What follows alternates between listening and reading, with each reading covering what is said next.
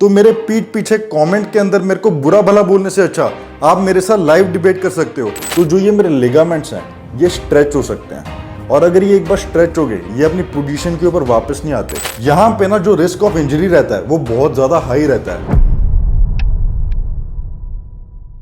Behind the neck press, इन तीनों में से अगर हम बिहाइंड द नेक प्रेस को लेते हैं तो तीनों के तीनों जो हमारे शोल्डर के हेड्स हैं, एंटीरियर, मिडिल और पोस्टीरियर, ये तीनों सबसे ज्यादा एक्टिवेट होते हैं बिहाइंड द नेक प्रेस में।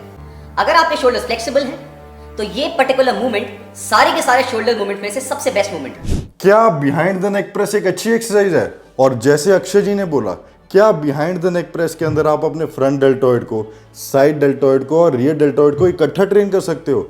नहीं, ऐसा बिल्कुल भी नहीं है।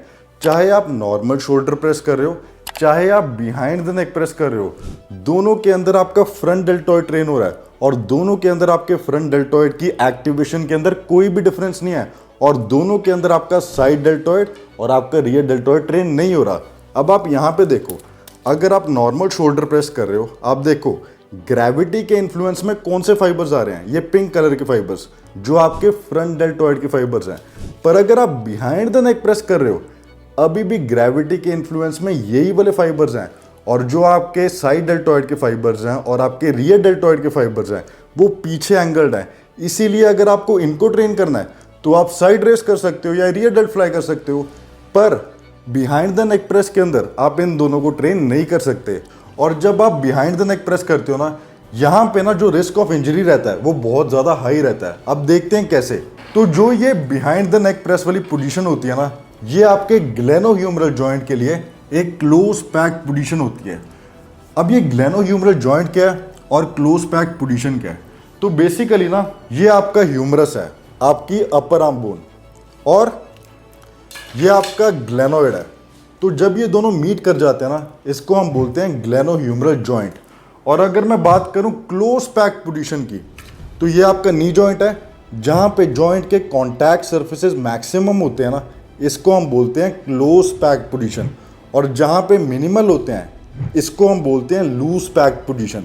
जो आपकी क्लोज पैक्ड पोजीशन होती है ना, यहाँ पे मोबिलिटी बहुत ज़्यादा कम होती है, तो कुछ भी इधर उधर हुआ तो यहाँ पे आपको इंजरी हो सकती है। ऐसे ही जब आप बिहाइंड द नेक प्रेस लगाते हो, ये आपके शोल्डर जॉइंट के लिए एक क्लोज पैक्ड पोजीशन होती है। आप बहुत ज़्यादा एबडक्शन के अंदर होते हो और बहुत ज़्यादा एक्सटर्नल रोटेशन के अंदर होते हो, और यहाँ पे रिस्क ऑफ इंजरी बहुत ज़्यादा हाई होता है। और यहाँ पे ना आप अपने लिगामेंट्स को भी स्ट्रेच कर सकते हो। अगर आप यहाँ पे देखोगे, जब मैं इस पोजीशन के अंदर गया तो यहाँ पे ना आगे मेरे लिगामेंट्स हैं, ये एंटीरियर कैप्सूल्स ऑफ ग्लेनोह्यूमरल जॉइंट है जो कि हमारे लिगामेंट्स होते हैं। तो जब मैं इस पोजीशन के अंदर गया तो जो ये मेरे लिगामेंट्स हैं ये स्ट्रेच हो सकते हैं, और अगर ये एक बार स्ट्रेच हो गए ये अपनी पोजीशन के ऊपर वापस नहीं आते, ये आपके मसल की तरह नहीं होते। और अगर ये स्ट्रेच हो गए तो अनस्टेबल शोल्डर जॉइंट क्रिएट होगा, जो कि हमें नहीं चाहिए। तो जब हमारे पास बेटर ऑप्शन है तो क्यों ना हम सिर्फ वही करें, और क्यों हम बिहाइंड द नेक प्रेस करें। अब ना बहुत सारे लोग एक आर्ग्यूमेंट को लेके आते हैं कि यार अगर हम बिहाइंड द नेक प्रेस नहीं करेंगे ना तो यहाँ पे जो हमारी मोबिलिटी है वो कम हो जाएगी। तो यार बहुत सिंपल है, आप बताऊँ क्या करो। अगर आपको यहाँ पे मोबिलिटी कम नहीं करनी तो आप बिना वेट के यहाँ पे जा सकते हो और आपकी मोबिलिटी कम नहीं होगी, क्योंकि हमें यहाँ पे बहुत ज़्यादा लोड के साथ ये वाला रेंज ऑफ मोशन एक्सप्लोर नहीं करना, क्योंकि जो पोटेंशियल ऑफ इंजरी है वो बहुत ज़्यादा हाई है। तो आप बिना लोड के यहाँ पे जा सकते हो, पर loaded behind the neck press करने का कोई भी फायदा नहीं है। इसीलिए आपको ये एक्सरसाइज नहीं करनी। हमेशा आपको मेक श्योर करना है कि आप नॉर्मल शोल्डर प्रेस ही कर रहे हो।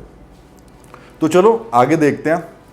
तो आपको ना जब नॉर्मल शोल्डर प्रेस करनी है, आपको हमेशा ना स्कैपुलर प्लेन के अंदर करनी है। तो अब ये स्कैपुलर प्लेन क्या है? तो बेसिकली ना ये फ्रंटल प्लेन है, ये फ्रंटल प्लेन है, और ये सैजिटल प्लेन है। तो जो इसके बीच के अंदर ये प्लेन होता है ना, इसको हम बोलते हैं स्कैपुलर प्लेन। अब इसका नाम स्कैपुलर प्लेन कैसे पड़ा? तो बेसिकली ना ये आपकी स्कैपुला है, स्कैपुला आपकी बोन है, ठीक है, और ये ना आपके रिबकेज के ऊपर सीधा नहीं बैठती, सीधा नहीं बैठती। आप देखोगे ये थोड़ी सी एंगल्ड है। तो जब ये थोड़ी सी एंगल्ड है, जो हमारा नेचुरल स्कैपुलर प्लेन हुआ वो कुछ ऐसे हुआ।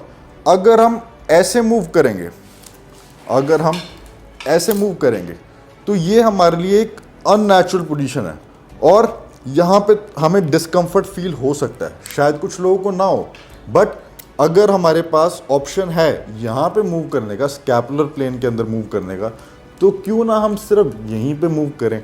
जब हमें पता है जो हमारा स्कैपुला होता है वो थोड़ा सा एंगल्ड होता है, क्योंकि वो हमारे रिबकेज के ऊपर थोड़ा सा ऐसे बैठता है, तो इसको हम बोलते हैं स्कैपुलर प्लेन। तो जैसे आप यहाँ पे देख सकते हो, ये हमारा स्कैपुलर प्लेन है। आपको क्या करना है, आपको थोड़ा सा ना आगे आ जाना है, ठीक है। यहाँ पे रख सकते हो, यहाँ पे रख सकते हो, यहाँ पे रख सकते हो, और फिर आपको अपनी शोल्डर प्रेस को लगाना है। इससे आपको रेंज ऑफ मोशन भी ज़्यादा मिलेगा। अगर आप यहाँ पे हो और आप नीचे आने की कोशिश करो, आप देखो यहाँ पे आप फुल रेंज ऑफ मोशन में नहीं आ सकते, पर अगर आप थोड़ा सा आगे आ जाओ, अब आप फुल रेंज ऑफ मोशन में भी आ सकते हो। तो यहाँ पे जॉइंट सेफ्टी भी ज़्यादा है और आपको रेंज ऑफ मोशन भी ज़्यादा मिल रहा है। तो it doesn't make any sense to do behind the neck press, या फिर अगर आप नॉर्मल शोल्डर प्रेस भी ऐसे बहुत ज़्यादा खोल के करते हो, तो ऐसे भी करना आप छोड़ दो। आप थोड़ा सा आगे होके ना अपनी नॉर्मल शोल्डर प्रेस किया करो, ये आपके लिए थोड़ी सी ज़्यादा सेफ रहेगी। और इस वीडियो को ख़त्म करने से पहले मैं आपको 2 बातें बोलना चाहूँगा। पहला, जिम के अंदर हमेशा हमारे पास बेटर ऑप्शंस होते हैं और हमें अपनी जॉइंट सेफ्टी के लिए उन्हीं को सिलेक्ट करना चाहिए।